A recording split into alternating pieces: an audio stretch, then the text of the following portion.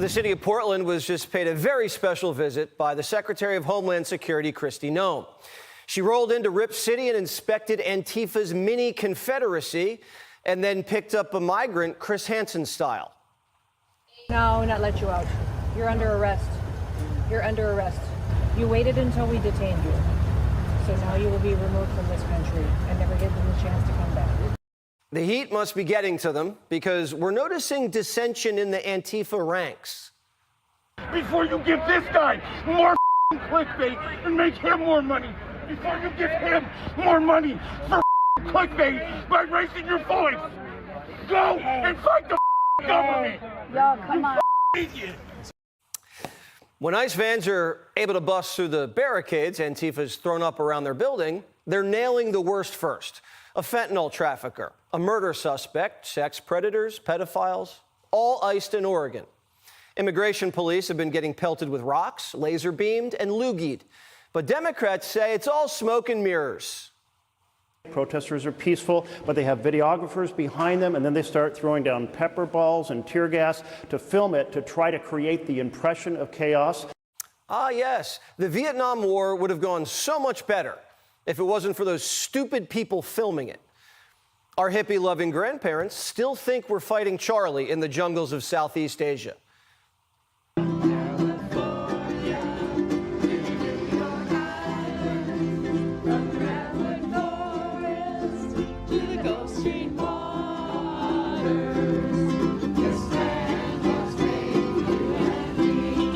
While Grantifa serenades us with song, New York Times columnists are in Portland playing peekaboo. Be careful. Portland is on fire. Our president says so. The rival gangs fighting. The clouds of tear gas all around us. Be careful. But actually, this isn't a war zone, whatever Trump says. This is perfectly peaceful. Legacy Media doesn't have any reporters filming the riots, and that's how the chief of police likes it. What bothers him are the journalists who are fair and balanced. What we're seeing with the increased national attention is bringing in nationally recognized influencers. They're going where they can get the views and create the perception. That's Chief Bob Day. The chief thinks the guy with the selfie stick at the riots is the problem, not the loon strapped with a machete. Bob isn't just a police chief, he's a DEI consultant. Chief Day took a hiatus during the Summer of Love to go work for a DEI nonprofit called the Red Door Project. What's their mission? Reimagine policing. This is what Bob was doing with his time before Antifa burnt down Portland the last time. If you ask the majority of people of color, as well as the majority of police officers, they would describe their relationship as, in worst case, one of war. I don't believe that within the policing community we have handled the conversation of bias and racism, prejudice very well. The reality is these challenges are only going to increase. We need to do something different.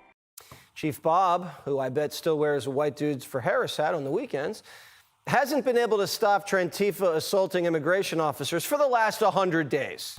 And now we know why. Bob and his men are helping Antifa stay out of trouble. We have a good reason why we actually need them, so that's why we're asking people to get out of the street. Is it illegal for us to get out of the street? They could arrest you, but we're asking you guys voluntarily, let's just get on the sidewalks, because if a car comes through and hits somebody, it's a better way for the government to stay defense. Antifa's spitting on officers, and Bob is coaching them on how not to get arrested. Portland won't help ICE pick up bad hombres, but they'll help Antifa. Kristi Noem sat down with Bob and had a word this afternoon, and by the looks of it, Bob didn't seem very happy with the way the meeting went. Over in Chicago, same thing. Mayor Johnson created no ICE zones after agents got Benghazi'd. When an Antifa, Bonnie and Clyde, rammed agents with their cars, there was a call for backup, but a stand-down order went out on the radio. They got booked, but a Democrat-backed judge just released them for having good ties to the community. The woman, who's a teacher, is accused of following ICE agents in the car for 30 minutes, doxing them live on Facebook, had a gun in the car, and rammed them. Prosecutors say they're extremely dangerous. ICE agents already have bounties on their heads, and these judges are making it too easy. A Latin King shot caller just put out a $10,000 hit out on a Border Patrol commander. Whose side are these people on? One of the rioters who got charged for felony aggravated battery outside the ICE facility in Chicago was a University of Chicago professor. What did she teach? Sociology, of course. She happens to teach a course on animal behavior. That's interesting. The media is literally telling crazies to harass police. If ICE can show up and bother some guys at their roofing job, then bystanders should be able to bother ICE at their state-sanctioned kidnapping job. It is only fair. The left's also putting pressure on small businesses. After they firebombed their stores during the Summer of Love, rioters are now saying, don't cooperate with ICE. You have a nice store there. Hate to see you lose it. We demand that businesses like the Yards Plaza owned by Freeman Properties stop giving immigration authorities access to their parking lots. Stop enabling them to carry out even more terror in our neighborhoods. You never see the left fight this hard for Americans. If they can just take 10% of the effort they're wasting on criminal illegals and have it used on us, the country would be in great shape. People are getting killed, and the city of Chicago is trying to set up micro-confederacies to protect rapists from a foreign land. An illegal alien from Nicaragua grabbed a woman on the north side last week, bashed her head into the sidewalk, knocked her unconscious, and raped her. If that had been your wife, Stacey. Okay, all right, we're not going to answer it. Thank you. Thanks, man. All right. Would you want ICE to deport her? All right. Let's move on. Moving on. The Chicago Marathon is this weekend. People from all over the world are flying in to race, and the mayor thinks Homan is going to handcuff Mexican runners at the finish line. We've gotten word that roughly 3,000 runners from Mexico have signed up for this marathon, and I want all of them to come. I want them all to come. I believe the best way in which we can demonstrate resistance is not bending the knee to tyranny. Tyranny is when you're too afraid to leave your house on the south side. Americans fear crime, not ICE. Illegals fear ICE, and they should, especially now that Greg Abbott's sending the National Guard to Chicago. First, Abbott bust Biden migrants into Illinois to make blue states feel like border states. That kind of helped Trump win the election. And now Trump says, Abbott, can you send the Guard back to pick them up and take them home? 200 troops are rolling in, and Pritzker's calling them the N-word.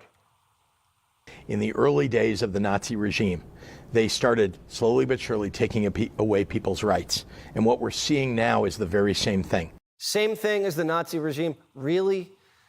They tried to kill Trump twice already. I know he can't control himself, but J.B. Beck better watch his mouth. The FBI has arrested almost 9,000 criminals in this year's crime sweep. Illegal crossings along the border have plummeted to the lowest level since 1970. Trump ran on keeping the borders and streets safe. It's the reason he boosted his turnout with blacks. For them to manipulate this now, to make it look like the troops are coming in to attack black people. No, they're coming in to do what we asked them to do, and that is to get these illegals out of our communities. Ribs is now going full tinfoil hat. J.B. Beck says if they don't stop this N-word, he's going to steal the midterms. I fear that what they're going to do is deploy these folks eventually to polling places and say they're protecting the vote. Do what he said he might do in 2020, which is use the military to confiscate the ballot boxes and count the votes. It's official. New hoax alert. New hoax alert. New hoax alert. There is crime in American cities, but the way to deal with it is get the funding that you need for police, get the training that you need, and work with local officials. This is a pretext to stop the next election. Why would Trump want to stop blacks in Chicago from voting? Every election, he gets bigger black turnout. Why would he stop it? I have a feeling that if Democrats don't win back the House, They're going to tell their base that ICE rigged the vote. To them, nothing matters anymore. Senators are still backing a guy who said he wants to put 2 bullets in Republicans' heads.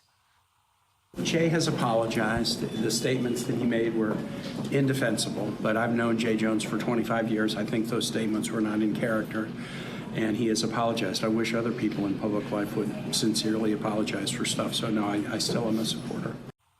So the left will cancel you for posting a meme in high school and then turn around and tell you to elect a guy who says he wants Republicans' children to die. You know what this means, right? Republicans should never have to throw any of their own overboard ever again. These are the new rules. You can say anything and survive. This is one thing that Democrats do understand.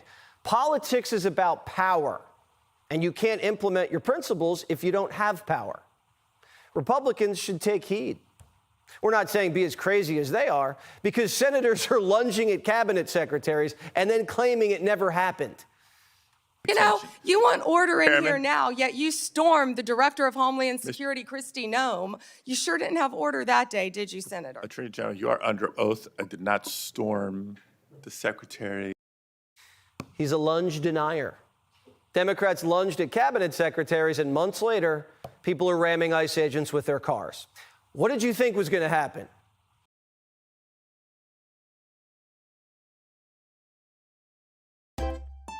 If you enjoy this content, please consider subscribing to my channel to stay up to date with future videos.